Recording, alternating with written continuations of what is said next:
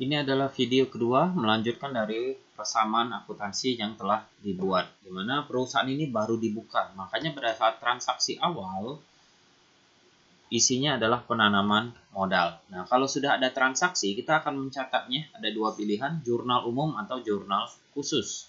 Ya, nanti kita pelajari sendiri ada jurnal khusus, tetapi yang sekarang akan kita pelajari adalah jurnal umum. Jadi kalau ada transaksi jurnal umum, bentuknya nanti seperti ini. Ada jurnal 2 kolom. Ya, di sini ada tanggal, keterangan. Keterangan ini kita akan menggunakan nama akun. Nama akun ini ya tergantung dari perusahaan. Nama akun setiap perusahaan bisa saja berbeda. Ref-post ini untuk nomor akunnya. Di sini ada debit, ada kredit, ini untuk menuliskan angkanya, berapa rupiah. Nah, kita lanjutkan. Kapan debit dan kredit ini dipilih? Ya, posisinya seperti ini. Sudah pernah kita bahas, aset itu bertambah di debit, berkurangnya di kredit. Nah, anggap saja kalau mau menjurnal, mudahnya anggap saja kas ini, kita mengenal akun yang paling sering kita gunakan yaitu kas. Kas ini bisa dikatakan uang, ya, uang yang kita miliki. Nah, kas itu adalah aset. Jadi kalau kas perusahaan bertambah, posisinya debit. Kalau kas perusahaan berkurang, posisinya kredit. Nah, pahami itu saja terlebih dahulu. Nah, selanjutnya utang. Kalau kita berhutang, jadi utang kita bertambah, maka utang itu akan dikredit dan berkurangnya di debit. Ini kondisinya kalau kita membayar. Berikutnya kita langsung ke contoh persamaan akuntansi yang dibuat dalam bentuk jurnal umum. Pada transaksi yang pertama, ya, bisa dilihat transaksi apa ini di video yang pertama. Transaksi yang pertama adalah penanaman modal. Jadi pemilik memberikan uang kepada perusahaan. Sekarang posisi kita perusahaan, bukan pemilik. Jadi perusahaan mendapatkan uang dari pemiliknya sebesar 50 juta. Makanya kasnya bertambah 50 juta dan ekuitas pemiliknya akan bertambah 50 juta. Nah, di sini akan menjadi jurnal, ya, kalau kita lihat di sini. Di sini ada kas, ada modal. Nah, posisinya kas di sini debit.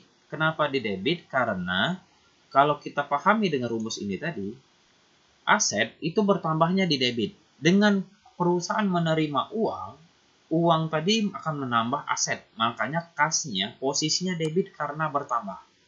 Sedangkan ekuitas ini juga bertambah. Modal pemiliknya akan bertambah. Modal bertambah, posisinya di kredit. Makanya jurnalnya menjadi kas pada modal. Kasnya bertambah, makanya muncul di debit.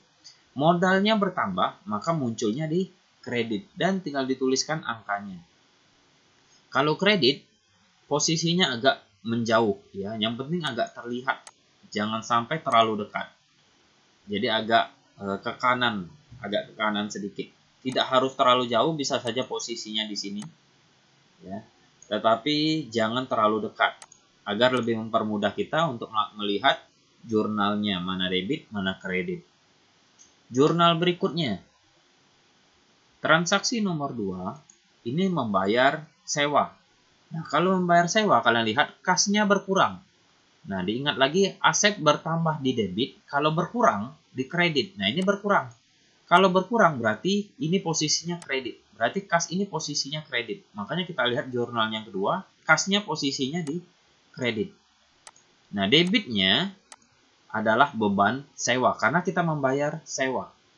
Jadi kalau membayar sesuatu, anggap saja beban. Kalau kita mendapatkan sesuatu, bisa saja dalam bentuk pendapatan. Berikutnya yang ketiga, contoh ketiga. Contoh yang ketiga, di sini ada membeli perlengkapan. Tetapi membeli perlengkapannya secara kredit. Jadi anggap saja kita beli perlengkapan tapi belum bayar. Berarti perlengkapan kita akan bertambah karena kita dapat perlengkapannya. Misalkan pena, dapat pena, pensil, penghapus, dan lain sebagainya. ATK-nya banyak, yaitu perlengkapan. Sebesar 1.500.000. Nah, karena kita belum bayar, makanya kewajiban kita bertambah. Utang kita bertambah 1.500.000.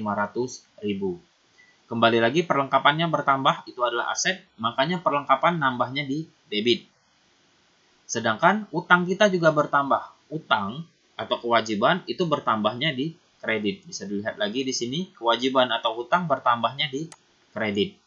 Makanya di sini menjadi perlengkapan bacanya pada hutang usaha atau perlengkapan di debit, hutang usaha di kredit. Di sini ada kesalahan. Nah, posisinya jadi seperti ini. Nah, berikutnya jurnal-jurnal berikutnya dibuat hal yang sama. Sehingga akan membentuk jurnal yang seperti ini.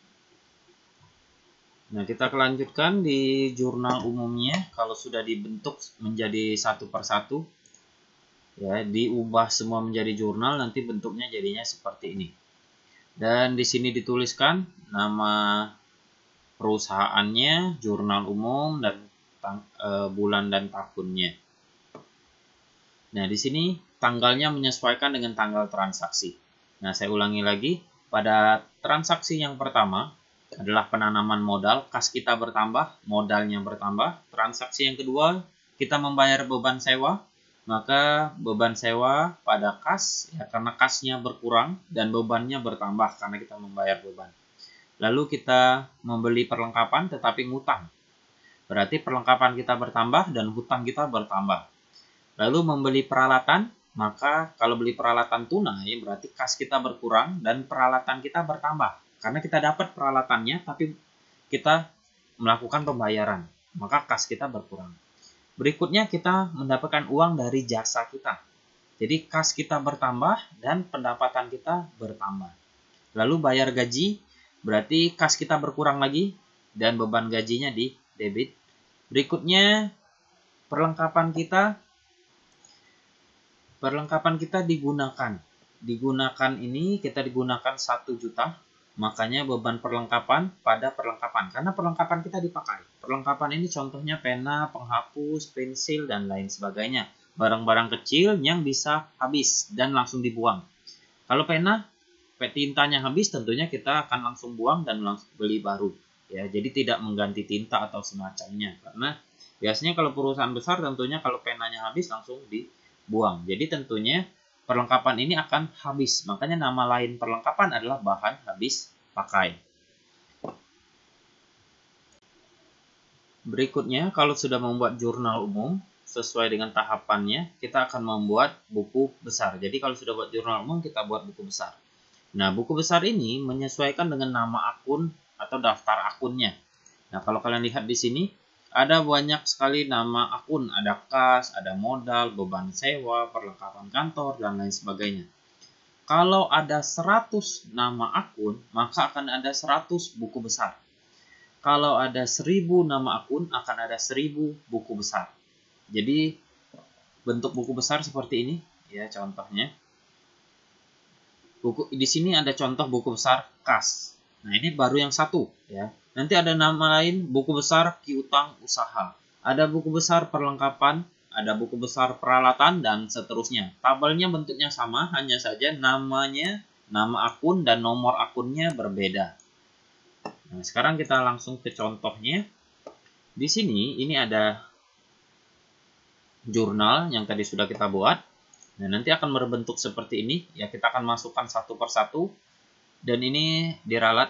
Ya, tanggal ini ada tanggal 2 dan tanggal 3 sesuai dengan kasnya. Karena kita akan membuat buku besar kas. Sekarang cara tahapannya membuatnya. Kita bahas satu persatu. Yang pertama kita silakan buat terlebih dahulu buku besar kas. Lalu bisa saja buat lagi ada buku besar piutang. Ada buku besar perlengkapan dan seterusnya. Yang saya hanya kasih contoh, ini hanya satu buku besar. Itu buku besar kas saja. Nah, di atasnya ada ilustrasi jurnal umum. Jadi anggap saja ini jurnal umum yang tadi kita sudah buat. Nah, kita akan masukkan satu persatu. Nah, kita lihat. Yang pertama, kita akan masukkan di buku besar kas. Kita cari nama-nama akun yang ada kasnya. Tanggal 2 ada kasnya, ini akan masuk ke buku besar kas. Tanggal 3 ada kasnya lagi, akan masuk ke buku besar kas. Jadi kita lihat satu persatu terlebih dahulu. Yang pertama, tanggal 2 Januari 2013 ada akun kas. Nah, ini akan kita masukkan ke buku besar kas. Caranya seperti ini. Tanggal 2, setoran modal, namanya setoran modal karena ini penanaman modal pertama kali oleh pemilik. Di sini kita isi ref postnya sesuai dengan halaman. Ya. Kalau jurnal umum akan ada halaman karena logika saja seperti ini.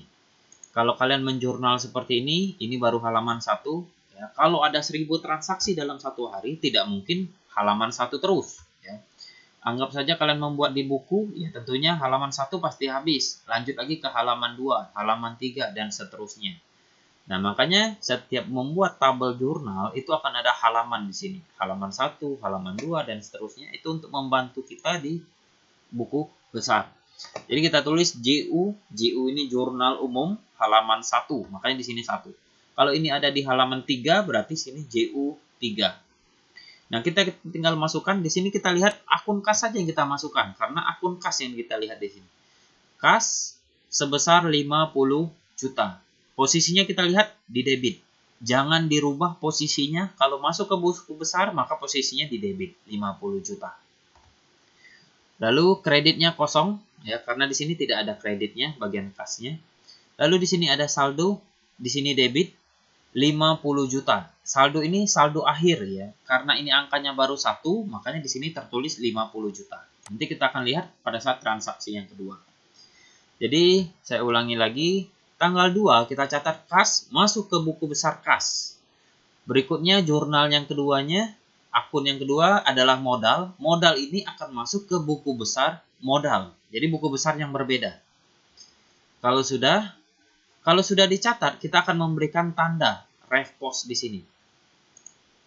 Nah, kita akan mengisi 111. Kenapa 111? Kita lihat di sini ada nomor akunnya 111. Jadi, kalau ada ref postnya, ini berarti sudah kita masukkan. Kalian lihat di tanggal 3, kasnya belum ada 111. Maka dari itulah, ini artinya tanggal 3, ini belum kita posting ke buku besar. Jadi istilah memindahkannya adalah posting. Berikutnya, tadi kas kita sudah masukkan. Modal silakan masukkan ke buku besar modal. Lalu tanggal berikutnya tanggal 3, beban sewa masukkan ke buku besar beban sewa. Berikutnya lagi kas kita masukkan ke buku besar kas. Nah, kita masukkan lagi jadinya seperti ini. Tanggal 3 pembayaran sewa JU1 ya karena masih ada di halaman 1 dan kalian lihat kasnya ini ada di posisi kredit. Jadi pindahkanlah di posisi kredit di sini. Nah, untuk saldonya kalau kalian lihat awalnya posisi debit 50 juta. Di sini ada posisi kredit, berarti berlawanan. Karena berlawanan dia akan mengurangi. Makanya di sini jadi 45 juta. Dapatnya dari 50 juta dikurang 5 juta, dapatlah 45 juta. Makanya, kalau posisinya berlawanan, dia akan saling mengurangi. Kalau posisinya di debit, sama-sama debit, dia akan bertambah. Ya. Nah, jangan lupa, kalau sudah diisi, kembali lagi, kasnya di sini akan diisi ref postnya. Jadi, sudah dapat, di sini ref postnya sudah diketahui. Maka dari itulah kita bisa tahu, ini sudah kita posting, yang kas di sini sudah kita posting, karena sudah ada ref postnya. Kasnya juga sudah kita posting, sudah ada ref postnya. Jadi, ini merupakan pengendalian kita. Kalau kita ada kesalahan atau ada yang belum kita posting, kita tahu dengan ref postnya. Jadi, jangan sampai diisi semua ref postnya kalau belum diposting. Jadi, buat satu persatu. Tanggal 2 dibuat, baru buat ref postnya. Tanggal 3 dibuat, baru buat ref postnya. Jangan sampai dibuat langsung tanpa membuat buku besar. Jadi kalau kalian lupa, misalkan buatnya baru sampai sini, ya, baru sampai sini, dan buat tanggal-tanggal berikutnya, tanggal 3 yang terlewat, kalian akan tahu, di sini belum ada ref postnya, berarti belum diposting. Jadi ini merupakan pengendalian kita kalau kita ada akun yang lupa kita posting. Nah, sebagai contoh ini tadi, modalnya belum kita posting, makanya belum ada ref postnya. Kalau di sini ada buku besar modal, kita akan posting, buat nomor akunnya di ref post. Nah, jika sudah dimasukkan semua, bentuknya akan jadi. Nah, sekarang jika kasnya sudah dimasukkan semua, seluruh transaksi sudah dimasukkan semua, akan bentuknya seperti ini. Buku besar kas, ini kembali lagi contoh kita hanya buku besar kas saja. Masih banyak buku besar yang lain, buku besar modal, buku besar beban sewa, dan seterusnya. Nah, kalau buku besar kas, kalau kalian lihat di sini, tanggal 2 ada kas, tanggal 3 ada kas di kredit, ya, tanggal 4 tidak ada kasnya, makanya di sini tidak ada tanggal 4 karena tidak kita masukkan. Tanggal 5 ada kasnya lagi, tanggal 6 ada kas, tanggal 7 ada kas. Tanggal 8 tidak ada kasnya, makanya di sini tidak ada kasnya. Nah, tanggal 2 kalian lihat posisi kasnya di debit. Nah, kalian bandingkan di sini. Ini posisinya debit, 50 juta. Tanggal 3 kasnya di kredit, ini ralat 5 juta ya. 5 juta di kredit, makanya di sini kredit 5 juta. Lalu tanggal 5 kasnya di kredit lagi 10 juta. Tanggal 6 kasnya di debit 12 juta. Tanggal 7 kasnya di kredit 4 juta. Dapatlah angka-angkanya seperti ini, saldonya 50 juta, karena ini kredit berkurang 4, jadi 45 juta, berkurang lagi karena ini posisinya berlawanan, 45 dikurang 10, dapatlah 35. Nah, ini debit, berarti bertambah, karena kas bertambahnya di debit. Jadi kas kita akan bertambah 12 juta, jadi totalnya 47 juta. Lalu berkredit berarti berkurang lagi, 47 dikurang 4 juta, dapatlah 43 juta. Ini karena posisi awalnya debit. Nanti berbeda kalau kalian belajar buku besar, hutang, ataupun ekuitas. Karena mereka bertambahnya di kredit, maka posisi awalnya nanti posisinya di kredit. Nah, di sini kembali lagi dilihat, ini adalah buku besar kas. Ada buku besar modal, ada buku besar beban sewa, dan lain sebagainya. Nah, berikutnya, kalau kita sudah membuat buku besar, ini alternatif bisa kita membuat neraca saldo sebelum penyesuaian. Nah, hasilnya kita akan lihat dari sini.